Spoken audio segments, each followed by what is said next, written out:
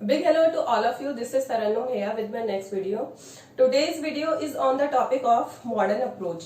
Class 11th के लिए हमने पिछले वीडियो में पढ़ा था कि मॉडर्न अप्रोच क्या होता है, उसे समझा था। तो उसके लिए सिर्फ मैंने आपको बताया था कि मॉडर्न अप्रोच होता क्या है। आज हम ये समझेंगे कि मॉडर्न अप्रोच की हेल्प से हम जर्नल एंट्री किस तरीके से करते हैं। तो बी प्रिपेयर फॉर इट कि किस तरीके से हम जर्नल एंट्री करेंगे। जैसे कि मैंने कई स्टूडेंट को देखा है क्लास 11th में, क्योंकि उन्हें नई नई अकाउंट सब्जेक्ट मिला होता है तो उन्हें समझ में नहीं आता कि जर्नल एंट्री होती क्या है। और कई बार ऐसा भी होता है कि student 11th class pass out भी कर जाते हैं, तब भी उन्हें पता नहीं होता कि हमने जर्नल एंट्री आखिर की कैसे। क्योंकि कुछ स्टूडेंट ऐसे होते हैं जो रटाफिकेशन भी करते हैं। तो हमें रटाफिकेशन को बिल्कुल भी वैल्यू नहीं देनी है, हमें चीजों को अंडरस्टैंड करना है। एक बार अगर आपको चीजें अंडरस्टैंड हो गई तो उसके बाद आप कितने भी दिन हो जाए, कुछ भी हो जाए, आप साल हो जाए, आप उन चीजों को नहीं भूल पाएंगे।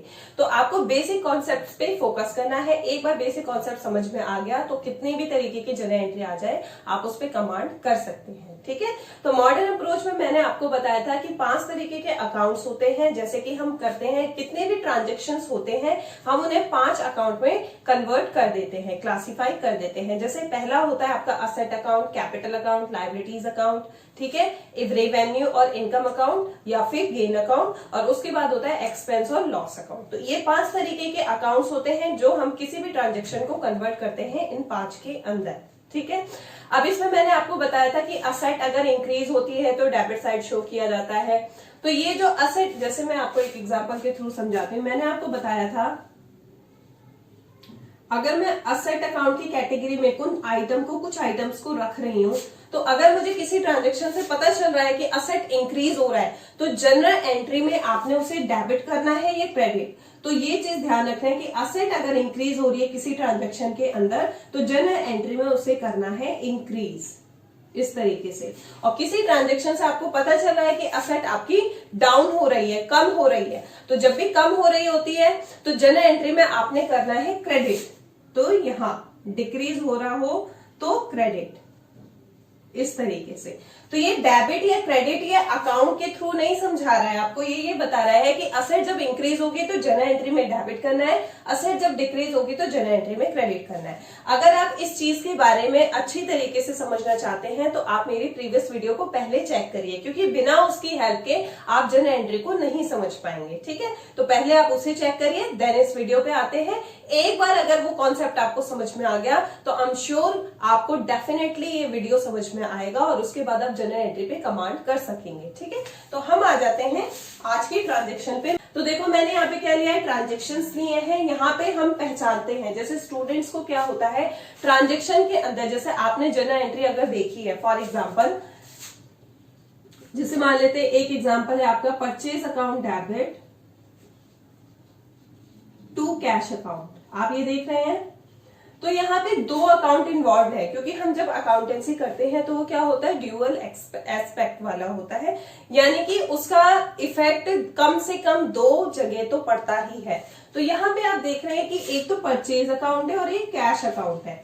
तो इस जनरल एंट्री के अंदर हमें कैसे पता चलेगा कि परचेज आएगा या कैश आएगा या कौन सा अकाउंट आएगा। जैसे हमने 5 अकाउंट को क्लासिफाई किया हुआ है ना, तो उन 5 में से कौन से 2 आएंगे या 2 से ज्यादा आएंगे। ऐसा नहीं है कि सिर्फ 2 ही आए, 2 से ज्यादा भी आ सकते हैं, लेकिन एक कभी भी नहीं आता, क्योंकि हम डबल एंट्री सिस्टम करते हैं तो 2 एटलीस्ट आएंगे ही। तो हमें कैसे पता चलेगा कि ये 2 आ रहे हैं और वो भी कौन कौन से आ रहे हैं। जब मैं जनरल एंट्री करूंगी तो मैं किन चीजों को लिखूंगी ये मुझे कैसे पता चलेगा। ठीक है, तो वो मुझे यहां से पता चलेगा। जैसे यहाँ पे मैंने लिखा अकाउंट इन्वॉल्व, जैसे यहाँ पे आपका अकाउंट कौन कौन सा इन्वॉल्व है, एक परचेज अकाउंट है और एक कैश अकाउंट है, आपको दिख रहा है। तो इसी तरीके से अकाउंट इन्वॉल्व में हम ट्रांजेक्शन के थ्रू समझेंगे कि उसके अंदर कौन से अकाउंट्स इन्वॉल्व है। ठीक है, नेक्स्ट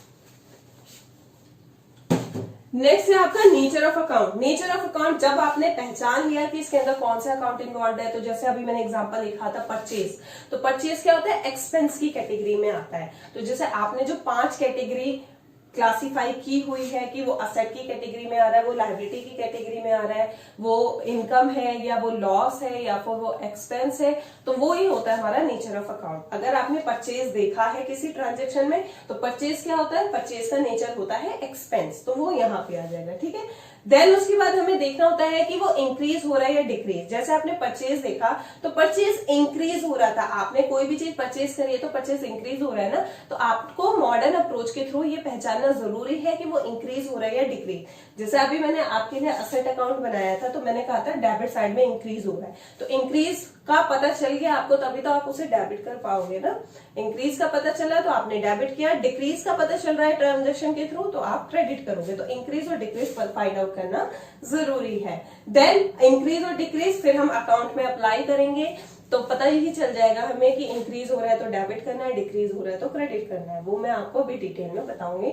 फिर उसके बाद से जैसे ही आपको पता चल गया कि डेबिट में ये आना है, क्रेडिट में ये आना है, तो आप easily journal entry pass out कर सकते हैं। तो आ जाते हैं इसमें। सबसे पहले एंट्री आपकी दिख रही है, Ramesh started business with cash. अब हमें अकाउंट इन्वॉल्व कौन कौन से है ये देखना है। एक तो कैश दिख रहा है। अब यहाँ पे जो रमेश है वो कौन है, बिजनेस कौन स्टार्ट करता है, ओनर स्टार्ट करता है ना। तो यहाँ पे रमेश जो है वो क्या है, प्रोप्राइटर है जिसने बिजनेस स्टार्ट किया है। तो जब भी कोई प्रोप्राइटर अपना बिजनेस स्टार्ट करता है तो कैश के थ्रू करता है, और जो वो पैसा लेकर आ रहा है बिजनेस में स्टार्टिंग के टाइम पर, आपने ये बात ध्यान रखनी है कि जब भी कोई ओनर या कोई प्रोप्राइटर स्टार्टिंग में जो कैश लगा रहा है अपने बिजनेस में, उसी को हम कैपिटल के नाम से जानते हैं। तो यहाँ पे बेशक ट्रांजेक्शन के अंदर कैपिटल नहीं लिखा है, लेकिन ये जो लाइन है ना, स्टार्टेड बिजनेस, ये आपको बता रही है कि उसने कैपिटल लगाया है कैश की फॉर्म में। ठीक है, तो यहाँ पे दो अकाउंट इन्वॉल्व है, एक तो कैश इन्वॉल्व है और एक कैपिटल इन्वॉल्व है। तो अकाउंट्स में कुछ चीजें होती हैं जो आपको खुद से समझनी है। यहाँ पे कैपिटल टर्म नहीं लिखी है, लेकिन यहाँ पे लिखा है स्टार्टेड बिजनेस। तो जब भी हम बिजनेस स्टार्ट करते हैं तो हम उसे कैपिटल समझते हैं। तो यहाँ पे कैश भी है, कैपिटल भी है। अब देख लेते हैं नेचर ऑफ अकाउंट। कैश, अगर आपने मेरी लास्ट वीडियो देखी होगी तो आपको पता होगा कैश को हम असेट की कैटेगरी में रखते हैं। तो कैश का नेचर क्या हो गया, असेट, और कैपिटल तो कैपिटल की कैटेगरी में ही आता है। मैं आपसे रिक्वेस्ट करूंगी कि इन चीजों को समझने के लिए पहले आप प्लीज प्रीवियस वीडियो देखिए ताकि आपको अच्छी तरीके से अंडरस्टैंड हो सके ये चीजें। नेक्स्ट अब देख लेते हैं इंक्रीज और डिक्रीज।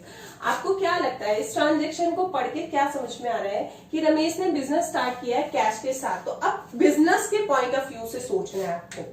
बिजनेस के पॉइंट ऑफ व्यू से देखा जाए तो बिजनेस के अंदर पैसे भी आ रहे हैं, कैश भी आ रहा है और प्लस में कैपिटल भी आ रहा है। दोनों ही चीजें आ रही है मतलब कि इंक्रीज हो रही है। तो बिजनेस के अंदर कैपिटल भी इंक्रीज हो रहा है और कैश भी इंक्रीज हो रहा है, दोनों ही चीजें इंक्रीज हो रही हैं। तो आपने टेंशन नहीं लेना है, दोनों ही इंक्रीज हो रहे हैं तो कैसे एंट्री होगी ऐसा कोई नहीं। टेंशन जरूरी नहीं है कि एक इंक्रीज हो रहा है दूसरा डिक्रीज हो रहा है, ऐसा कुछ भी कंपलसरी नहीं है। ठीक है, अब बिजनेस स्टार्ट कर रहे हैं तो कैश भी आ रहा है, कैपिटल भी आ रही है, तो इसका मतलब कि दोनों ही इंक्रीज हो रहे हैं। अब क्या करना है, अगर असेट इंक्रीज होती है तो आप आपके 5 फॉर्मूले में जाओ, जो प्रीवियस वीडियो में मैंने आपको समझाया था कि जब असेट इंक्रीज होती है, नहीं तो मैं यहाँ पे बना देती हूँ। असेट और कैपिटल की बात कर रहे हैं हम, तो असेट अगर इंक्रीज होती है तो कहाँ लिखा जाता है, कहाँ लिखा मैंने इसे, डेबिट साइड। तो असेट अगर इंक्रीज होती है तो डेबिट होना है। इसी तरीके से कैपिटल का फॉर्मूला क्या होता है, मॉडर्न अप्रोच के थ्रू अगर कैपिटल इंक्रीज होती है तो कहाँ लिखा जाता है, क्रेडिट साइड। कैपिटल इंक्रीज होगी तो कहाँ लिखा जाएगा, क्रेडिट साइड। ठीक है, तो इसका मतलब जब कैपिटल इंक्रीज हो रही है तो क्रेडिट साइड। अब जर्नल एंट्री कैसे बनेगी, जो आपके अकाउंट इन्वॉल्व थे वो जर्नल एंट्री में आएंगे। आपने असेट और कैपिटल नहीं लिखना है। ठीक है, आपने असेट और कैपिटल नहीं लिखना है, जो अकाउंट आपने पहचाने थे कि जर्नल एंट्री के अंदर आएंगे उनको लिखना है। तो हमने कौन से पहचाने थे, कैश और कैपिटल। अब आपने याद रखना है कि जर्नल एंट्री के अंदर पहले डेबिट वाली चीज लिखी जाती है। तो कैश क्या हो रहा है आपका, डेबिट। कैश क्या हो रहा है, डेबिट। तो एंट्री क्या हो जाएगी, कैश अकाउंट डेबिट, और डेबिट को थोड़ा सा दूर जाके लिखना है। अमाउंट आपको गिवन है 1 लाख, तो 1 लाख। ठीक है, अब उसके बाद जो क्रेडिट वाली चीज है, जैसे डेबिट वाली चीज के लिए तो आपने डेबिट लिखा, लेकिन क्रेडिट वाली चीज के लिए क्रेडिट नहीं लिखा जाता है, उसके लिए क्या लिखा जाता है, टू करके एंट्री स्टार्ट होती है। तो यहाँ पे थोड़ा सा गैप छोड़ना है। देखो ये जो मैं बात बता रही हूँ इंपॉर्टेंट है। जर्नल एंट्री में आप आपकी बुक देखोगे तो आपको दिखेगा कि जब भी हम एंट्री जहां से स्टार्ट करते हैं वहां से क्रेडिट वाली चीज के लिए थोड़ा सा गैप छोड़ के then to capital account, capital क्योंकि आपको क्रेडिट हो रही है। तो ये चीज आपको 2 चीजें याद रखनी है कि एक तो यहाँ पे गैप को मेंटेन करना है, दूसरा ये है कि जो क्रेडिट वाली चीज होती है वो 2 से स्टार्ट होती है, और क्रेडिट को कहीं लिखते नहीं है। जैसे डेबिट को आपने लिखा, लेकिन क्रेडिट को लिखते नहीं है, क्रेडिट के बजाय हम 2 लिखते हैं, और अमाउंट क्या होगा, सेम ही रहेगा। अगर कैश आया 1 लाख तो कैपिटल भी तो 1 लाख ही आई है। तो ये हो गई आपकी फर्स्ट एंट्री, ठीक है, इस तरीके से। अब आ जाते हैं हम सेकेंड एंट्री पर, ठीक है। नेक्स्ट, अब यहाँ पे लिखा है पेड इनटू बैंक ₹70,000। अब यहाँ पे आपको अकाउंट्स इन्वॉल्व कौन कौन से हैं ये पहचानना है। आपने बैंक में पे किया है, ठीक है, तो एक तो आपको बैंक नजर आ रहा है। अब सोच के देखो आपने बैंक में क्या पे किया। जैसे आप कहते हो कि मैं पैसे जमा करके आ रहा हूं या पैसे जमा करके आई हूं बैंक में, तो क्या जमा किया आपने, कैश। तो ट्रांजेक्शन के थ्रू कुछ चीजें आपको खुद से भी समझनी होगी। जैसे आपने यहाँ पे कैपिटल को समझा था, इसी तरीके से यहाँ पे आपने क्या जमा किया है बैंक में, कैश। तो कैश को डिपॉजिट किया आपने बैंक में, तो कैश को आपने समझना है, क्योंकि बैंक में आप क्या पे करोगे, क्या डिपॉजिट करोगे, कैश ही तो डिपॉजिट करोगे ना। हालांकि यहाँ पे कैश नहीं लिखा है, बट यहाँ पे कैश इन्वॉल्व है। तो बैंक और कैश दो ऐसे अकाउंट है जो इस ट्रांजेक्शन के अंदर इन्वॉल्व है। अब बैंक क्या होता है, आपकी असेट होती है, और कैश भी क्या होती है, आपकी असेट होती है। तो दोनों चीजें असेट निकले, कोई प्रॉब्लम नहीं है, हो सकता है ऐसा। अब ये पहचानते हैं हम कि कौन सी चीज इंक्रीज हो रही है, कौन सी चीज डिक्रीज हो रही है। अब बिजनेस के पॉइंट ऑफ व्यू से सोचो कि बिजनेस ने बैंक में पे करा है, तो बिजनेस में से पैसे कम हो गए होंगे, लेकिन दूसरी तरफ बैंक में पैसे इंक्रीज हो गए होंगे। जब भी आप बैंक में पैसे जमा करते हो तो आपके पास से तो पैसे चले जाते हैं, तो यानी कि कैश डिक्रीज हो गया, तो कैश डिक्रीज हो गया। लेकिन आपने बैंक में पैसे डाले तो बैंक का अमाउंट क्या हो गया, बढ़ गया, तो बैंक का अमाउंट इंक्रीज हो गया, तो बैंक का अमाउंट इंक्रीज लिखेंगे इस तरीके से। आपके पास से कैश चला गया लेकिन बैंक का अमाउंट इंक्रीज हो गया, तो बैंक इंक्रीज हो गया, कैश डिक्रीज हो गया। अब उसके बाद असेट अगर इंक्रीज होता है, असेट अगर इंक्रीज होता है तो डेबिट, दूसरी साइड अगर डिक्रीज होगा तो क्रेडिट, ठीक है, डिक्रीज होगा तो क्रेडिट, तो ये क्रेडिट। यहाँ पे हमारा कैश डिक्रीज हो रहा था तो क्रेडिट। तो एंट्री क्या होगी, डेबिट वाली चीज को पहले लिखना है, फिर से आपने असेट पे ध्यान नहीं देना, आपने इन दोनों अकाउंट को ध्यान देना है। तो बैंक अकाउंट हो रहा है डेबिट, तो आप एंट्री लिखोगे बैंक अकाउंट डेबिट, और कैश हो रहा है क्रेडिट, तो कैश को क्रेडिट में होने के लिए थोड़ा सा गैप छोड़ा और 2 से स्टार्ट किया, टू कैश अकाउंट, और कितना है अमाउंट 70,000। जनरल एंट्री में आपने एक चीज याद रखनी है, जो अमाउंट डेबिट साइड में है वही अमाउंट क्रेडिट साइड में होना चाहिए, दोनों अमाउंट हमेशा सेम होने चाहिए, ठीक है। ये हो गया हमारा सेकंड एंट्री। अब आ जाते हैं थर्ड एंट्री पर। थर्ड एंट्री आपकी क्या है, थर्ड एंट्री में आप क्या देख रहे हैं, परचेज गुड्स इन कैश ₹5,000। अब यहाँ पे दो चीजें इन्वॉल्व है, एक तो परचेज इन्वॉल्व है, दूसरा कैश इन्वॉल्व है, ठीक है। अकाउंट कौन से इन्वॉल्व है, परचेज और कैश, तो यहाँ पे आप लिखोगे परचेज एंड कैश, ठीक है। अब देखो परचेज क्या होते हैं, एक्सपेंसेस होते हैं। परचेज को हम किस कैटेगरी में रखते हैं, एक्सपेंस की कैटेगरी में रखते हैं, और कैश को आप जानते ही हैं असेट की कैटेगरी में आता है, ठीक है। अब देखो परचेज किया है आपने, तो एक्सपेंसेस तो इंक्रीज हो रहे हैं, आप खर्चे कर रहे हो ना, गुड्स को परचेज करने के लिए आप खर्चे कर रहे हो, तो खर्चे इंक्रीज हो रहे हैं, यानी कि एक्सपेंस आपके इंक्रीज हो रहे हैं।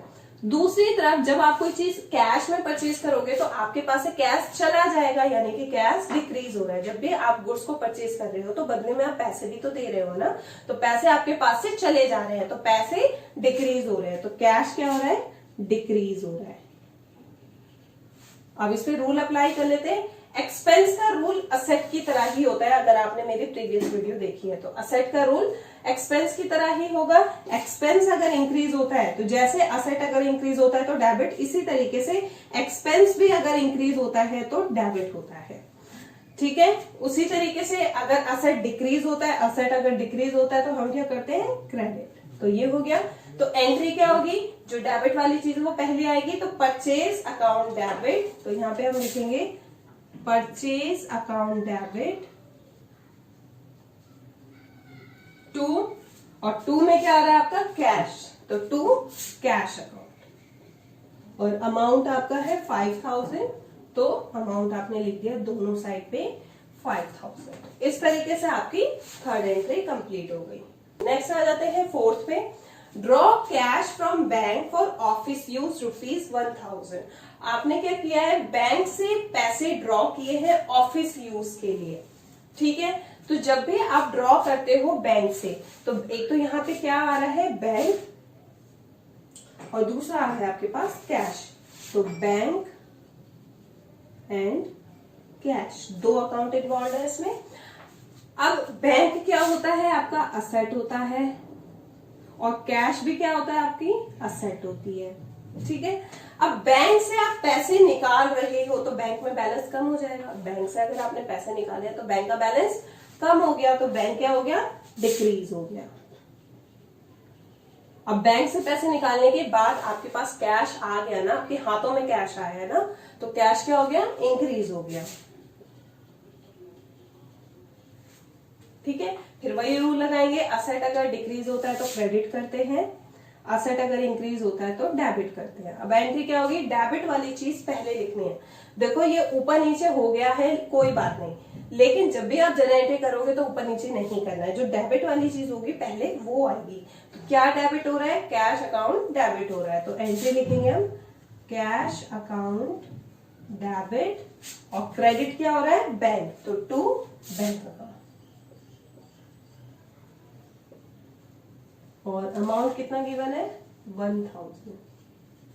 इस तरीके से नेक्स्ट आ जाते हैं हम फिफ्थ एंट्री पे। फोर्थ एंट्री आपकी कंप्लीट हो चुकी है। फिफ्थ एंट्री क्या कह रही है आपकी,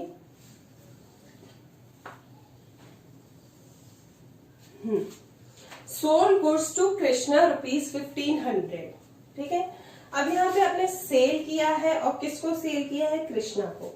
अब देखो, जब भी आप परचेज करते हो या जब भी आप सेल करते हो, तो आपने एक बात ध्यान देना है कि वहां पे पर्सन का नाम लिखा है या कैश लिखा है। ठीक है, तो मुझे यहाँ पे पर्सन का नाम दिख रहा है, कैश मुझे नहीं दिख रहा है। अगर तो कैश लिखा है तो आप उसे सेल इन कैश समझाओगे कि आपने कैश में सेल किया, तो दो अकाउंट इन्वॉल्व होंगे, एक तो सेल होगा और एक कैश होगा। लेकिन यहाँ पे कैश टर्म यूज नहीं की गई है, यहाँ पे कृष्णा नाम लिखा हुआ है। यानी कि आपने जो सेल किया है, तो जब भी आपके पर्सन का नाम आएगा तो आपने तुरंत समझ जाना है कि ये सेल जो है ये ऑन क्रेडिट है। अगर ये कैश वाली ट्रांजेक्शन होती तो जरूर मेंशन करते कि आपने कैश में किया है। ठीक है, या फिर वो पर्सन का नाम ही नहीं लिखते। तो अगर पर्सन का नाम है, आपने ये ध्यान रखना है, कहीं पे आप लिख लेना कि अगर पर्सन का नाम है किसी ट्रांजेक्शन में, और वो कौन सी ट्रांजेक्शन होती है, या तो सेल या फिर परचेज। तो अगर सेल या परचेज की ट्रांजेक्शन में पर्सन का नाम है और उसके साथ कैश वर्ड इन्वॉल्व नहीं है, तो आपने समझना है कि वो ऑन क्रेडिट ट्रांजेक्शन है, यानी वो ट्रांजेक्शन क्रेडिट पे हुई है। तो यहाँ पे आपको दिख रहा है कि कृष्णा लिखा हुआ है, कैश नहीं लिखा हुआ है। तो हम क्या करेंगे, एक तो सेल किया है तो सेल तो आएगा, लेकिन कैश नहीं आएगा, फिर क्या आएगा, कृष्णा आएगा। तो ये रूल तब अप्लाई होता है जब आप सेल या परचेज कर रहे हो। ठीक है, तो अगर पर्सन का नाम लिखा है तो हम पर्सन का नाम ही लिखेंगे। अगर तो कैश नहीं लिखा है तब, अगर कैश लिखा है तो फिर कृष्णा को इग्नोर करते, कैश ही लिखते। ठीक है, तो इस बात का स्पेशली आपको ध्यान रखना होगा। अब सेल क्या होती है, आपकी इनकम होती है। सेल हो गई आपकी इनकम। और कृष्णा, अब देखो आपने एक बात ध्यान रखनी है कि अगर सेल करते टाइम पर्सन का नाम आ रहा है तो वो आपके लिए हो जाता है डेटर। ठीक है, अगर सेल करते टाइम आप कहीं पे लिख लेना, अगर आप सेल कर रहे हो और किसी पर्सन का नेम आ जाता है तो वो आपके लिए बन जाता है डेटर। और अगर आप परचेज कर रहे हो और ट्रांजेक्शन में किसी पर्सन का नेम लिखा हुआ है तो कंफ्यूजन क्रिएट होती है ना कि हम इसे क्या समझे, डेटर समझे कि क्रेडिटर समझे, है ना। तो अगर आप परचेज कर रहे हो तो परचेज करते टाइम आपको इन फ्यूचर पेमेंट करनी होगी, और जिस पर्सन को आप इन फ्यूचर पेमेंट करते हो तो वो आपके लिए होता है क्रेडिटर। तो आप क्या लिखोगे उसे, क्रेडिटर। तो ये कहीं पे आप लिख लेना, छोटी सी चीज जो मैंने लिखी है ये कहीं पे लिख लेना कि अगर सेल कर रहे हो, जैसे यहाँ पे इस ट्रांजेक्शन में आप सेल कर रहे हो, पर्सन का नाम लिखा है, तो ये आपके लिए क्या हो गया, डेटर। और डेटर किसकी कैटेगरी में आते हैं, असेट्स की कैटेगरी में। तो ये पहचानना जरूरी है, बच्चे इसमें बहुत कंफ्यूज होते हैं। आपको ये समझना है कि पर्सन का नाम तो परचेज में भी आएगा, सेल में भी आएगा, लेकिन कब हम उसे डेटर समझेंगे, कब हम उसे क्रेडिटर समझेंगे, वो ये हमें बताएगा। तो डिपेंड करता है कि आप सेल कर रहे हो, सेल कर रहे हो तो डेटर, परचेज कर रहे हो तो क्रेडिटर। ठीक है, तो मैं इसको रब कर देती हूँ। नेक्स्ट, अब यहाँ पे आपने सेल किया है तो इनकम इंक्रीज हो रही है। सेल कर रहे हो ना, तो सेल क्या होता है, इनकम ही होती है। तो सेल पता चल रहा है ट्रांजेक्शन से कि आप सेल कर रहे हो तो इनकम हो रही है। अब असेट है, कृष्णा क्या है, असेट। देखो कृष्णा क्या है, आपका डेटर, तो वो इन फ्यूचर आपको पैसे देगा ना। अभी उसने पैसे नहीं दिए, अगर दिए होते तो कैश लिखा होता, तो अभी उसने पैसे नहीं दिए, लेकिन वो इन फ्यूचर तो पैसे देगा। तो डेटर क्या हो रहे हैं, इंक्रीज हो रहे हैं। ऐसे पर्सन जो आपको इन फ्यूचर पैसे देंगे तो वो डेटर कहलाते हैं। तो डेटर तो इंक्रीज ही हो रहा है ना, कृष्णा हमें इन फ्यूचर पैसे देगा, तो यहाँ पे डेटर क्या हो रहे हैं, इंक्रीज हो रहे हैं। तो दोनों ही चीजें इंक्रीज हो रही है। इनकम जब इंक्रीज होती है तो आप फॉर्मूले में चेक करना, क्रेडिट किया जाता है, और असेट अगर इंक्रीज होती है तो डेबिट किया जाता है। तो एंट्री क्या होगी, डेबिट वाले को पहले लिखना है, तो कृष्णा को हम डेबिट करेंगे, कृष्णा डेबिट, थोड़ा सा गैप देके टू, और क्रेडिट में क्या आ रहा है आपका, सेल, तो टू सेल्स अकाउंट, इस तरीके से 1500। ओके, हाँ, एक और चीज आपको ध्यान रखनी है कि जब भी किसी पर्सन का नाम आए तो उसके साथ आपको अकाउंट टर्म अटैच नहीं करना है। ठीक है, जब भी किसी पर्सन का नाम आएगा तो आपको उसके साथ अकाउंट टर्म अटैच नहीं करना है। लेकिन अगर फिर भी आप अकाउंट टर्म अटैच करना चाहते हैं तो इस तरीके से करेंगे, कृष्णास अकाउंट। ठीक है, या तो आप करो ही मत, किसी पर्सन के नाम के साथ ही ऐसा होता है, बाकी सब तो सेम रहेगा, लेकिन किसी पर्सन के नाम के साथ अगर आप अकाउंट टर्म अटैच करते हो तो आपको इस तरीके से करना है, अदरवाइज नहीं करना है। तो ये हो गई आपकी नेक्स्ट एंट्री। अब आ जाते हैं आगे की एंट्री पर। आगे की एंट्री कह रही है परचेज गुड्स फ्रॉम श्याम। अब यहाँ पे कैश टर्म यूज नहीं है और श्याम वर्ड यूज है। अभी जैसा कि मैंने बताया कि जब भी यहाँ पे देखो आपका दो अकाउंट रिवॉर्ड है, एक तो परचेज और एक श्याम। अब कैश टर्म तो है नहीं यहाँ पे, तो कैश लिख नहीं सकते, तो एक तो हो गया आपका परचेज और एक हो गया आपका श्याम। परचेज आपके एक्सपेंस होते हैं, और अभी मैंने बताया था कि जब भी आप परचेज करते हो पर्सन का नाम आ जाए तो वो आपके लिए क्रेडिटर होता है, क्योंकि आप उधार पर सामान खरीद रहे हो ना। तो उधार पे जब भी खरीदते हो तो इन फ्यूचर आपको पेमेंट करनी होती है, तो वो क्रेडिटर है। तो क्रेडिटर किसकी कैटेगरी में आते हैं, लायबिलिटी की कैटेगरी में, लायबिलिटीज। ओके, देन अब पहचाना है यहाँ पे परचेज क्या हो रहा है, एक्सपेंस इंक्रीज हो रहे हैं, क्योंकि आपने चीजें परचेज की है ना, तो एक्सपेंस तो ऑब्वियसली बढ़ रहे हैं। तो एक्सपेंस क्या हो रहे हैं, इंक्रीज, और लायबिलिटी भी इंक्रीज हो रही है, क्योंकि अगर आप एट द टाइम पेमेंट कर देते तो लायबिलिटी इंक्रीज नहीं होती, लेकिन आपको इन फ्यूचर पेमेंट करनी पड़ेगी। तो जिस भी चीज के लिए इन फ्यूचर आपको पेमेंट करनी है तो वो इंक्रीज हो रही है, तो लायबिलिटी भी आपकी इंक्रीज हो रही है। जब तक आप शाम को पैसे नहीं दे दोगे वो आपका पीछा नहीं छोड़ेगा, इसलिए उसको हम इंक्रीज ही मान के समझेंगे। अगर हमने उसको डिक्रीज मान लिया तो इसका मतलब शाम क्यों आया अब हमारे पास, शाम इसलिए आ रहा है क्योंकि आपने उसे पेमेंट नहीं की, तो वो इंक्रीज हो रहा है। ठीक है, एक्सपेंस इंक्रीज होता है तो डेबिट करते हैं, लायबिलिटीज इंक्रीज होती है तो क्रेडिट करते हैं। ठीक है, अब जन एंट्री क्या होगी, यहाँ पे परचेज क्या हो रहा है, डेबिट, तो एंट्री हो जाएगी हमारी परचेज अकाउंट डेबिट टू, अब दूसरा कौन है, श्याम, श्याम क्या हो रहा है, क्रेडिट, तो टू श्याम, तो ये हो गया 2250। डेबिट और क्रेडिट का अमाउंट सेम रहना है। नेक्स्ट एंट्री देख लेते हैं, लास्ट वन है ये, रिसीव फ्रॉम कृष्णा। अभी देखो आपने कृष्णा को सेल किया था ना, तो उस टाइम तो उसने पैसे नहीं दिए थे, लेकिन इस ट्रांजेक्शन में आके उसने पैसे दे दिए, तो क्या रिसीव हुआ होगा आपको सोचना है खुद ही। आपने जब कृष्णा ने आपको पैसे दिए तो क्या दिए होंगे, कैश ही दिया होगा। तो हालांकि यहाँ पे कैश टर्म नहीं लिखा है, लेकिन आपने पहचानना है कि आपने उससे क्या लिया, तो कैश लिया, और किससे लिया, कृष्णा से लिया। तो दूसरा टर्म कौन सा आ गया, कृष्णा। ठीक है, तो कैश क्या है हमारी असेट, और कृष्णा क्या था हमारे लिए, अब वो देखना पड़ेगा कृष्णा हमारे लिए क्या था, डेटर। मैंने कहा था ना, क्योंकि आपने सेल किया था उसको, तो सेल करने पे डेटर अराइज होते हैं। तो कृष्णा क्या है, डेटर। ओ सॉरी, डेटर किसकी कैटेगरी में आते हैं, असेट की कैटेगरी में। तो ये असेट, ठीक है। अब कैश आपके पास आ रहा है तो इंक्रीज होगा। अब देखो कृष्णा ने आपको पैसे दे दिए, तो अब आप कृष्णा को पकड़ के बैठोगे नहीं। अब कृष्णा ने जब आपको पैसे दे दिए तो यानी कि अब आप उसे छोड़ दोगे, ठीक है। तो कृष्णा क्या हो गया है, अब डिक्रीज हो गया। अब उसने पैसे दे दिए ना, तो पेमेंट करते ही हम कृष्णा को नहीं जानते, पैसे मिल चुके हैं, तो कृष्णा क्या हो गया, डिक्रीज हो गया, क्योंकि उसने हमें पेमेंट कर दी, ठीक है। असेट इंक्रीज होता है तो डेबिट होता है, और असेट डिक्रीज होता है तो क्रेडिट होता है। तो एंट्री क्या हो जाएगी, कैश यहाँ पे डेबिट हो रहा है तो एंट्री होगी कैश अकाउंट डेबिट 1500। और किससे पैसे मिले आपको, कृष्णा क्रेडिट हो रहा है तो टू कृष्णा 1500 रुपए। तो देखा आपने कितना इजी था। तो मॉडर्न अप्रोच में आपको कहूंगी कि मॉडर्न अप्रोच बहुत ज्यादा इजी होता है। एक बार आप उसकी मेथड को समझ जाएंगे तो जनरल एंट्री आपके लिए बहुत ज्यादा इजी हो जाएगी। तो इस जनरल एंट्री को आप कॉपी में अच्छी तरीके से नोट करना और समझना कि हमने क्या क्या चीजें ली हैं।